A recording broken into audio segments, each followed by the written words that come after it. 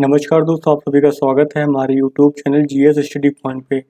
आज हम जनसंख्या भूगोल के बहुत ही महत्वपूर्ण टॉपिक को डिस्कस करेंगे और आज का टॉपिक हमारा क्या है?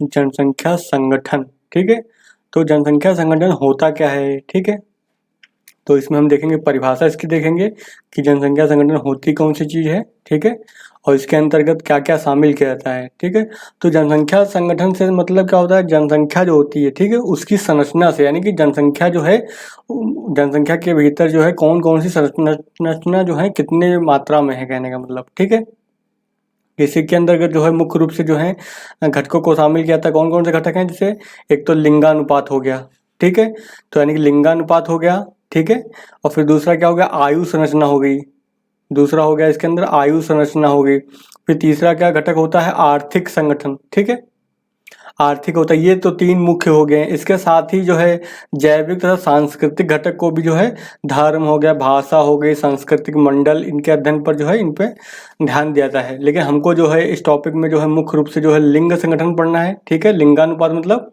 और दूसरा आयु संगठन, और तीसरा पढ़ेंगे हम आर्थिक संगठन। ठीक है, लिंगानुपात का मतलब क्या होगा कि इसमें जो है किस लिंग, यानी कि कहने का मतलब कितना मात्रा में, कितना यानी पुरुष हैं कितना महिलाएं हैं, इस आधार पे हम डिवाइड करेंगे। ठीक है, आयु वाले में हम देखेंगे कि जो है 15 वर्ष से कम आयु वाले कितने लोग वहाँ उस जनसंख्या में निवास करते हैं।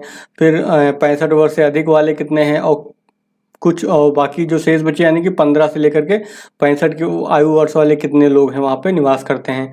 ऐसे आर्थिक में हम देखेंगे कि वो प्राथमिक गतिविधियों में संलग्न है, या फिर द्वितीयक में, या फिर तृतीयक में। यानी कि प्राइमरी में आपको पता है कौन से आती हैं, जो कृषि के होती हैं गतियाँ, कृषि और कृषि से संबंधित जो गतिविधियाँ होती हैं वो प्राथमिक में आ जाती हैं। ठीक है, और द्वितीयक में जो होती है यानी मैन्युफैक्चरिंग, यानी कि निर्माण वाली जो गतिविधियाँ होती हैं, और तृतीयक वाले में कौन सी आती हैं? जो सेवा क्षेत्र होता है। तो ये सब आपने पढ़ा भी होगा इकोनॉमी में।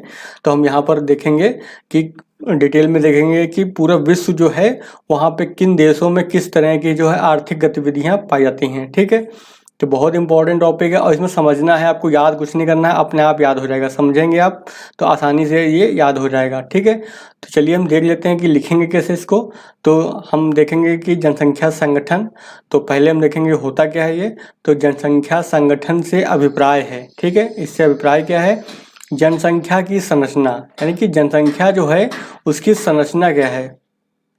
ठीक है, इसके अंतर्गत वे घटक शामिल किए जाते हैं, ठीक है, जिनके संयोजन से, ठीक है, ऐसे घटक शामिल किए जाते हैं जिनके संयोजन से किसी जनसंख्या समूह, ठीक है, कोई जनसंख्या है उसका समूह की रचना होती है। ठीक है, तो अभी हमने बताया कि इस यानी कि कोई भी जनसंख्या है उसमें कौन से कितने मात्रा में पाए जा रहे हैं, यही क्या कहलाता है? जनसंख्या संगठन कहलाता है। ठीक है, जनसंख्या संगठन के विविध घटकों में लिंगानुपात, ठीक है, यानी सेक्स रेशियो होता है, इंग्लिश में बोलते हैं, आयु संरचना हो गया, ठीक है, एवं आर्थिक संगठन के साथ ही जैविक तथा सांस्कृतिक घटकों।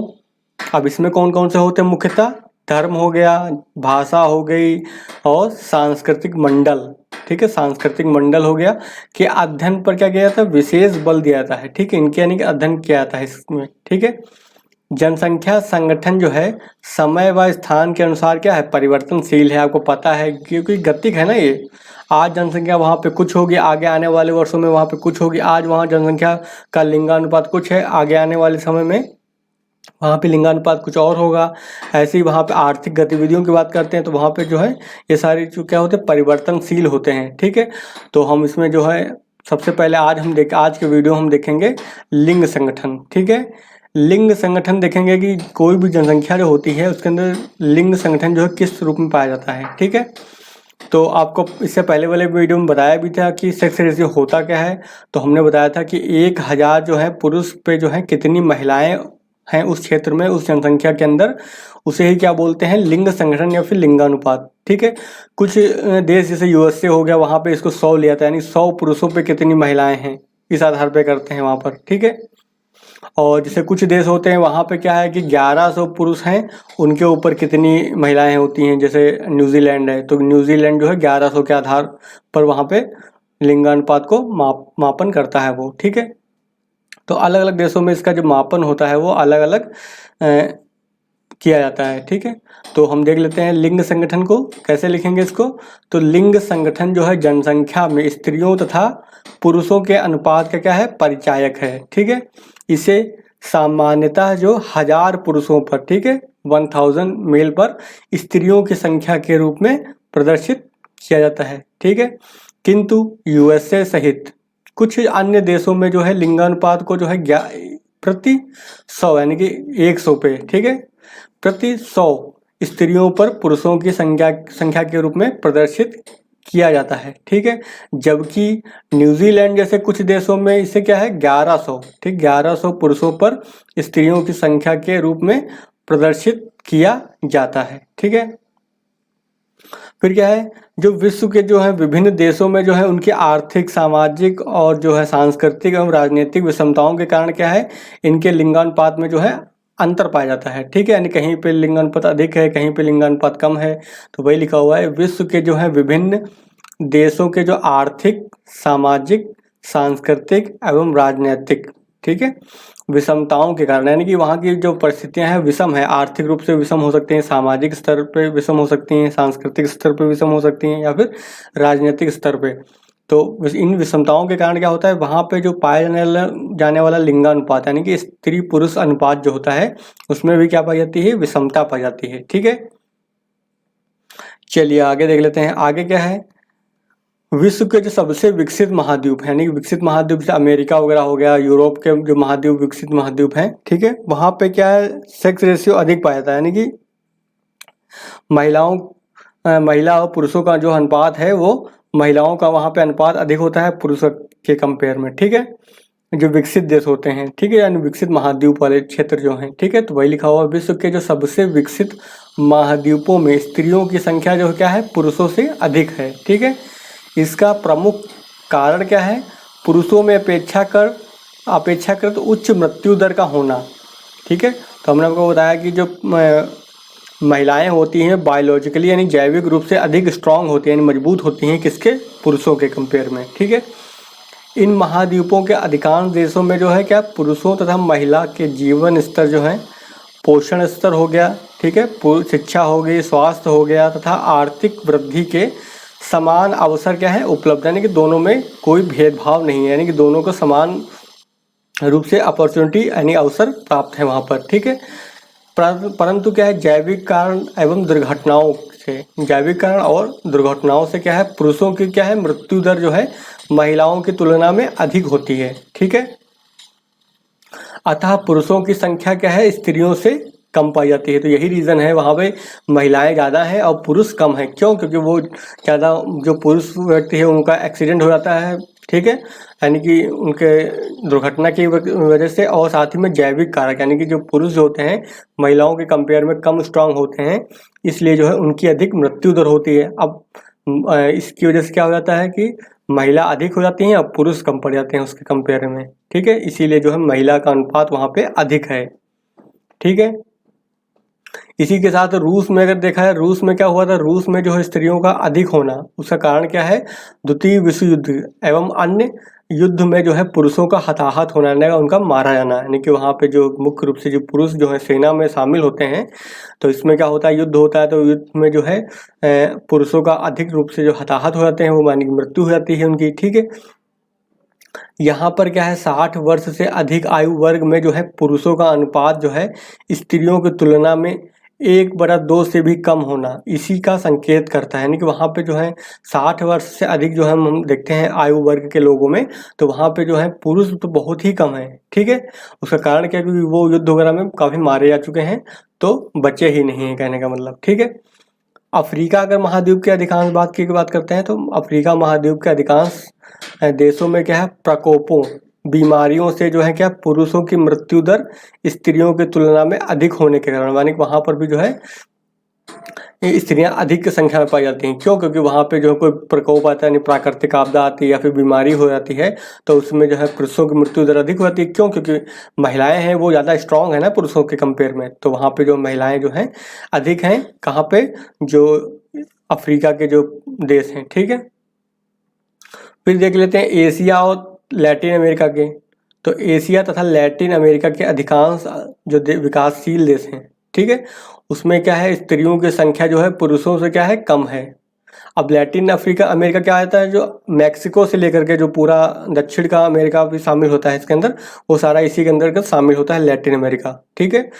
तो लैटिन अमेरिका का क्षेत्र आपको पता होना चाहिए। जो मैक्सिको का एरिया है, मैक्सिको से लेकर के उसके दक्षिण जो भी देश आते हैं, वो सारे जो है अर्जेंटीना, चिली वगैरह, ये सब जो है लैटिन अमेरिका में ही शामिल किए जाते हैं। ठीक है। तो इन देशों में जो क्या है, गरीबी है, अशिक्षा है, निम्न महिला साक्षरता दर है। ठीक है। स्वास्थ्य की सुविधाएं हो गई एवं प्रसूति सेवाओं का जो है अभाव पाया जाता है। ठीक है। समाज में स्त्रियों का निम्न स्थिति यहाँ है। आदि के कारण क्या होगा, कुपोषण होता है। ठीक है। और बीमारियों का सर्वाधिक शिकार अधिक होती है, यानी कि जो वहाँ पे महिलाएं हैं वो इन सब चीज़ों का अधिक शिकार होती हैं। क्यों? क्योंकि वहाँ पे जो है महिलाओं को समान अवसर नहीं दिए जाते हैं। ठीक है, इसलिए। अतः यहाँ पे क्या है, जो लड़की शिशु मृत्यु दर यानी कि गर्ल IMR जो होती है, वो वहाँ पे क्या है, अधिक है। ठीक है। तो वही लिखा हुआ है, अतः लड़की शिशु मृत्यु दर व MMR अधिक है, यानी कि मदर मोर्टेलिटी रेट। ठीक है। तो ये जो है अधिक होती है वहाँ पर। इसको हिंदी में बोलते हैं मातृत्व मृत्यु दर। ठीक है। जो महिला किसी बच्चे को जन्म देने के समय मर जाती है, तो उसी को बोलते हैं MMR। ठीक है। भारत में अगर बात करते हैं तो लिंगानुपात कम है, और समय के साथ क्या हो रहा है, यह और भी कम हो रहा है। इसका कारण क्या है, इसके मुख्य कारण कौन हो सकता है? आपको पता है अपने समाज में क्या, भारतीय समाज में महिलाओं की स्थिति क्या है, दयनीय है। यहाँ पे जो है बहुत अधिक भेदभाव किया जाता है महिलाओं के साथ। ठीक है। तो वही सारे कारण आप यहाँ पे लिख सकते हैं। कौन कौन से मुख्य कारण हैं? एक तो महिलाओं की क्या है, निम्न सामाजिक स्थिति। ठीक है। फिर दूसरा है पितृसत्तात्मक समाज हो गया, निम्न महिला साक्षरता हो गई, स्वास्थ्य एवं प्रसूति सेवाओं का क्या है, अभाव है यहाँ पर। स्त्रियों के सीमित आर्थिक और राजनीतिक प्रभाव। ठीक है। यानी कि उनके जो है आर्थिक रूप से भी उनकी जो भूमिका है वो कम है, और राजनीतिक प्रभाव भी उनका बहुत ही कम है, सीमित है। ठीक है। ये हो गया भारत का। तो हमने यहाँ पे मुख्य मुख्य क्षेत्रों को देख लिया। ठीक है। अब देख लेते हैं चीन को, देख लेते हैं। ठीक है। तो चीन के साथ जो भारत है, जैसे यानी कि जो विकासशील देश हैं, यहाँ पे चीन तथा भारत जैसे अनेक देशों में छोटे परिवार की तरफ रुझान से भी क्या हुआ, लिंगानुपात जो है कम हुआ है। ठीक है। इससे पहले वाले वीडियो में हमने बताया भी था कि सेक्स रेशियो भारत में कम क्यों हो रहा है। तो हमने वहाँ पे एक कारण ये भी बताया था कि छोटा जो परिवार है वो भी क्या है, लिंगानुपात को कम करता है। ठीक है।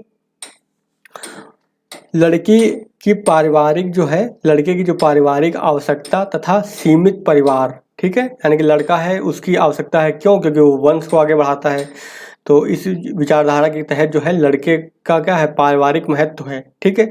और सीमित परिवार अगर, और इसी का देखो, पारिवारिक महत्व भी बनाए रखना है और सीमित परिवार को भी बनाए रखना है, तो हर कोई क्या चाहेगा कि उसके यहाँ लड़का ही पैदा हो। ठीक है। वो इसी खोज में लगा रहेगा कि किसी न किसी तरीके से जो है लड़का ही आए, लड़की ना हो। ठीक है। इसके लिए जो है भ्रूण जांच वगैरह भी कराई जाती है। ठीक है।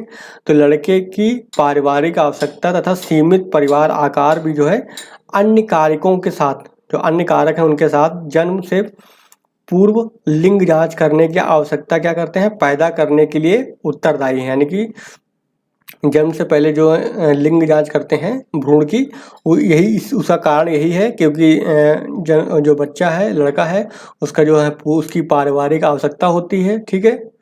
और साथ में ही छोटा परिवार भी रखना है। ठीक है। एक और क्या है, पुत्र कामना, व दूसरी ओर जनसंख्या वृद्धि दर पर अंकुश लगाने की इच्छा का परिणाम है बढ़ते कन्या भ्रूण गर्भपात का कारण है ये। ठीक है। तो हमने यहाँ पे देख लिया कि जो फीमेल फोर्टिसाइड होता है वो क्यों होता है। तो उसका यहाँ पे हमने कारण देख लिया कि उनका कन्या जो भ्रूण गर्भपात, उसका कारण हमने यहाँ पे देख लिया। ठीक है। अब अगला जो हम देखेंगे कौन सा संगठन है, तो अगला जो है आयु संरचना संगठन को देखेंगे। ठीक है। तो लिंग संगठन को देख लिया। अब हम देखेंगे आयु संरचना संगठन, यानी कि जनसंख्या में जो है किस आयु के लोग कितनी मात्रा में वहाँ पे उपस्थित हैं, यानी कि पाए जाते हैं। ठीक है। तो जनसंख्या का आयु तथा आयु वर्गों के अनुसार प्रदर्शन आयु संगठन का क्या कहलाता है, परिचायक है। समझ गए। फिर जन्म दर हो गई, मृत्यु दर हो गई, व प्रवास आयु संगठन को क्या करते हैं, निर्धारित करने वाले मौलिक कारक हैं। ठीक है। जो एक दूसरे से क्या है, अंतर संबंधित हैं। क्योंकि देखिए आयु संगठन को कौन प्रभावित करेगा? जाहिर सी बात, कितने लोग वहाँ पे जन्म ले रहे हैं, यानी कितने बच्चे वहाँ पे हो रहे हैं, कितने लोगों की मृत्यु हो रही है, यानी कि कितने वहाँ पे वृद्ध लोग हैं, और कितने लोगों का जो है उस क्षेत्र में प्रवास हो रहा है। ठीक है, क्योंकि आपको पता है जो अधिक प्रवास होता है वो लंबी दूरी में वो मतलब मेल में ज़्यादा होता है, पुरुषों में अधिक होता है प्रवास। ठीक है, तो ये सारे कारक क्या करेंगे, वहाँ की आयु संरचना संगठन को क्या करेंगे, प्रभावित करेंगे। ठीक है, और साथ में इनमें आपस में भी संबंध होता है। ठीक है, प्रजनन दर जो है जिन देशों में उच्च है, यानी जहाँ पे लोग ज़्यादा बच्चे पैदा हो रहे हैं, कहने का मतलब वहाँ क्या सामान्यतः जो है निम्न आयु वर्ग में जो है जनसंख्या का उच्च अनुपात पाया जाता है। तो जहाँ पे ज़्यादा बच्चे जन्म लेंगे, जाहिर सी बात वहाँ पे जो छोटे कम आयु वर्ग के बच्चे होंगे, लोग होंगे, वो ज़्यादा मात्रा में पाए जाएंगे। तथा जीवन प्रत्याशा कम होने के कारण, यानी कि लाइफ एक्सपेक्टेंसी, यानी कि कितने लोग जो हैं कितने समय के लिए जीवित रहते हैं, इसी को बोलते हैं जीवन प्रत्याशा। जैसे भारत में देखा जाए तो लगभग जो है 68 ईयर जो है एक व्यक्ति जो है जीवित रहता है, एक औसत है ये। ठीक है, तो इसी को बोलते हैं जीवन प्रत्याशा। ठीक है, तो अगर जहाँ पे कम होगी, ठीक है, तो जहाँ पे जीवन प्रत्याशा कम होगी वहाँ पे क्या होगा, उच्च आयु वर्ग में जनसंख्या का सीमित भाग ही मिलता है, क्योंकि लोग जल्दी मर जा रहे हैं, तो वृद्ध लोगों की वहाँ पे क्या होगी, कमी होगी। ठीक है, तो वही लिखा हुआ जीवन प्रत्याशा कम होने के कारण उच्च आयु वर्ग में जो है जनसंख्या का सीमित भाग ही मिलता है। ठीक है, इसके विपरीत अब देखिए, जहाँ पे हमने देखा कि ज़्यादा लोग जन्म ले रहे हैं, वहाँ पे जो है जो ज़्यादा बच्चे मिलेंगे हमको वहाँ की आयु संगठन में। ठीक है, और जहाँ पे जो है लोग जिनकी जीवन प्रत्याशा कम है, वहाँ पे भी जो है इनके जो वृद्ध लोग होंगे उनकी संख्या क्या होगी, कम होगी, जाहिर सी बात है।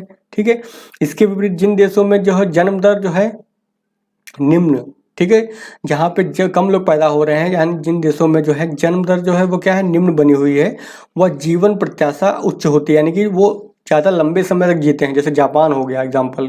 ठीक है, उनमें क्या होता है, उच्च आयु वर्ग की जनसंख्या अनुपात अधिक होता है, जाहिर सी बात है, क्योंकि लोग कम जन्म ले रहे हैं और लोग देर से मर रहे हैं, उनकी मृत्यु दर यानी बहुत कम है, तो जाहिर सी बात है वहाँ पे जो बूढ़े लोग होंगे, वृद्ध लोग होंगे, उनकी जनसंख्या अधिक होगी। ठीक है, फिर सामाजिक, आर्थिक तथा जननांकीय दृष्टि से जो है 15 वर्ष एवं 65 वर्ष की आयु जो है महत्वपूर्ण विभाजक मानी जाती है। तो सामाजिक रूप से, आर्थिक रूप से जो है, जननांकीय दृष्टि से जो है 15 वर्ष एवं 65 वर्ष की आयु महत्वपूर्ण मानी जाती है। क्यों? क्योंकि 15 वर्ष जो कम होते हैं वो भी क्या होते हैं, वो रोजगार नहीं करते हैं, यानी कि वो निर्भर रहते हैं दूसरों के ऊपर। और 65 साल से जो ज़्यादा आयु के होते हैं वो भी क्या करते हैं, वो काम करने में सक्षम नहीं रहते हैं, वो भी क्या होते हैं, दूसरे के ऊपर निर्भर रहते हैं। ठीक है, तो वही लिखा हुआ है यहाँ पर। इनके अनुसार जो है जनसंख्या को 3 वृहत भागों में बांटा जा सकता है, यानी कि ये आयु के अनुसार। तो हम देख लेते हैं कि कौन कौन से भाग हैं वृहत। तो हम क्षेत्र देख लेते हैं, ठीक है, किस क्षेत्र में जो है उस आयु के लोग कितने लोग पाए जाते हैं। तो क्षेत्र हो गया, यहाँ पे हमने देखा है कि 15 साल से कम लोग जो होते हैं उनको किशोर बोलते हैं। ठीक है, फिर 15 से 64 वर्ष के जो होंगे वयस्क बोलते हैं उनको हैं, और 65 प्लस यानी जो वृद्ध बोलते हैं उनको। ठीक है, तो अगर विश्व की जनसंख्या की बात करते हैं तो विश्व की जो कुल जनसंख्या है उसमें जो है 15 साल से कम कितने लोग पाए जाएंगे, 26%।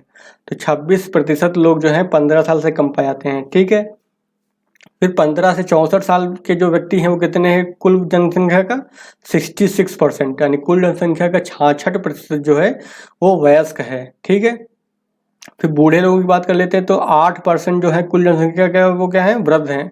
वृद्ध का मतलब 65 प्लस ईयर के हैं वो। ठीक है, फिर MDCs मतलब मोर डेवलप्ड कंट्रीज, यानी कि जो विकसित देश हैं उनकी बात कर लेते हैं। तो वहाँ के देशों में जो है अगर हम देखते हैं कि कितना प्रतिशत जो है किशोर जनसंख्या है, यानी कि जो 15 साल से कम है, तो 16% जनसंख्या जो है वहाँ पे 16 साल से कम पाई जाती है। ठीक है, फिर 68% जनसंख्या जो है वो 15 से लेकर के 64 साल के बीच में पाई जाती है। फिर 65 प्लस जो जनसंख्या वहाँ पे कितनी है, वो 16% के आसपास है। ठीक है, फिर LDCs की बात कर देते हैं, लीस्ट डेवलप्ड कंट्रीज, यानी कि बहुत कम, यानी अल्प विकसित क्षेत्र देश हैं ये। ठीक है, तो अल्प विकसित देश हैं, वहाँ की बात कर लेते हैं अगर हैं, तो वहाँ पे जो है अगर देखते हैं कि 15 साल से कम कितने लोग पाए जाते हैं, तो वहाँ पे 29% जनसंख्या जो है वो 15 साल से कम पाई जाती है। ठीक है, फिर 15 से लेकर के 64 साल की अगर बात करते हैं कितने लोग पाए जाते हैं, तो 65% जनसंख्या जो है वहाँ की वो 15 साल से लेकर 64 साल के बीच में है। ठीक है, उनकी आयु। फिर वृद्ध की बात करते हैं तो यहाँ पे क्या है 6% केवल होती है। तो ये आपने देखा क्या, जो डेवलप कंट्रीज है वहाँ पे वृद्ध अधिक हैं, और जो कम डेवलप है यानी अल्प विकसित देश है वहाँ पे जो है वृद्ध की संख्या कम है। ऐसे यहाँ पे देखेंगे तो बच्चों की संख्या यहाँ पे क्या है, कम है, और यहाँ पे बच्चों की संख्या अधिक है, यानी अल्प विकसित देशों में अधिक है। उसका कारण हमने अभी देख लिया क्या रीज़न है, ठीक है। फिर देख लेते हैं अफ्रीका की बात कर लेते हैं। तो अफ्रीका महाद्वीप की बात करते हैं तो वहाँ पर 15 साल से अगर कम बच्चों की बात करते हैं तो 41% जनसंख्या जो वहाँ पर पाई जाती है, उसका 41% जो है 15 साल से कम है वो, ठीक है। और 15 से लेकर 64 साल तक की अगर बात करते हैं तो 56% जनसंख्या जो है वो इस एज ग्रुप में पाई जाती है, ठीक है। और वृद्ध की बात करते हैं तो वृद्ध तो वहाँ पे बहुत ही कम है, 3% केवल, ठीक है। यानी कि वहाँ पे मृत्यु दर अधिक है और जन्म दर अधिक है, ठीक है। फिर बात कर लेते हैं यूरोप महाद्वीप की। तो यूरोप महाद्वीप की बात करें तो यहाँ पे अगर देखें कि 15 साल से कम कितने लोग हैं तो 16% केवल हैं, ठीक है।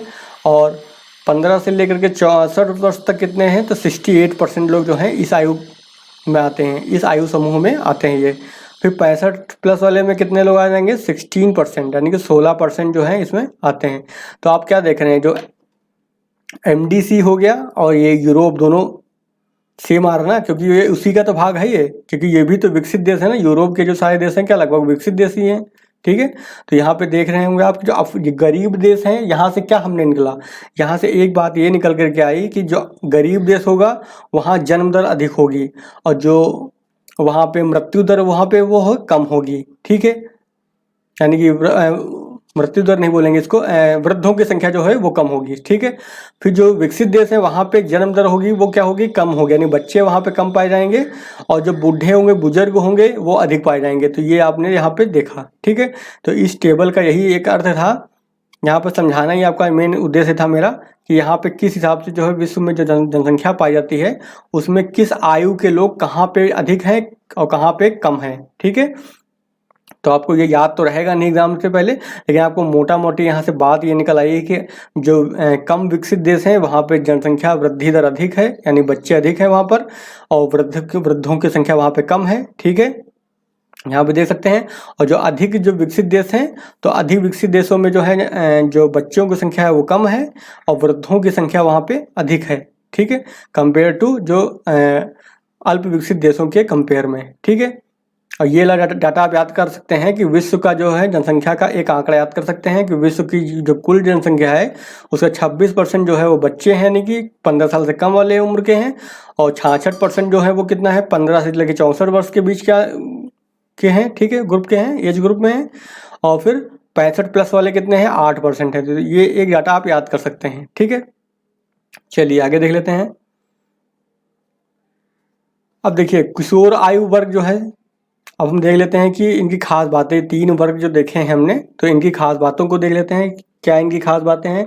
तो किशोर आयु वर्ग की खास बात क्या है, वो क्या होगा, अनुत्पादक होगा, पैसे तो नहीं उत्पन्न कर पाएगा, यानी कि पैसा वो नहीं उत्पादन में नहीं होते हैं, वो क्या करते हैं केवल दूसरों पर निर्भर करते हैं, तो इसलिए जो है आर्थिक रूप से क्या है वो सक्षम नहीं होते हैं, ठीक है, वो दूसरों के ऊपर निर्भर होते हैं। तो वही लिखा हुआ है किशोर आयु वर्ग जो है सामान्यतः अनुत्पादक होता है, यानी कि अनप्रोडक्टिव, ठीक है। इस वर्ग के जो है पालन पोषण, इनका जो पालन पोषण होगा, स्वास्थ्य का खर्चा आएगा और शिक्षा इत्यादि का क्या होता है आर्थिक भार जो होता है वयस्क व्यक्ति पर पड़ता है, यानी कि इनके माता पिता पर पड़ता होगा या फिर गवर्नमेंट उठाती है, ठीक है। फिर आश्रित जनसंख्या का जो अधिकांश भाग जो है इसी आयु वर्ग में समाहित होता है। आश्रित जनसंख्या मतलब जो किसी दूसरे के ऊपर निर्भर है, ठीक है। फिर अल्प विकसित अर्थव्यवस्थाओं में यह अनुपात क्या है अधिक व विकसित अर्थव्यवस्थाओं में एक कम पाया जाता है। अभी हमने देखा टेबल में, ठीक है, अभी हमने टेबल में क्या देखा, जो विकसित देश है वहाँ पे तो ये जनसंख्या कम होती है, और जो अल्प विकसित देश होते हैं यानी LDCs वहाँ पे जो है इनकी जनसंख्या अधिक होती है। एग्जाम्पल के तौर पे देखें तो नाइजर हो गया, अफ्रीका का एक देश है नाइजर, ठीक है, युगांडा है, कांगो है, बुर्किना फासो है, जाम्बिया हो गया, अंगोला देश हो गया, चाड है, नाइजीरिया। इनमें क्या किशोर जनसंख्या का अनुपात जो है कुल जनसंख्या के 45%, सोचिए इतनी ज़्यादा जनसंख्या वहाँ पे, कुल जनसंख्या जितनी उनकी होगी उसका 45% तो क्या है बच्चे ही वहाँ पर हैं केवल, ठीक है। तो 45% लगभग जो है वहाँ पे क्या है जनसंख्या बच्चों की है। जबकि जापान की बात कर लेते हैं, यानी विकसित देशों की बात हो रही है, तो जापान हो गया, जर्मनी हो गया, स्वीडन हो गया, इटली हो गया, यूके हो गया तथा चीन में यह अनुपात कितना है 20%। वहाँ पे इनकी जनसंख्या कम है, 20% ही है या फिर उससे कम है, ठीक है।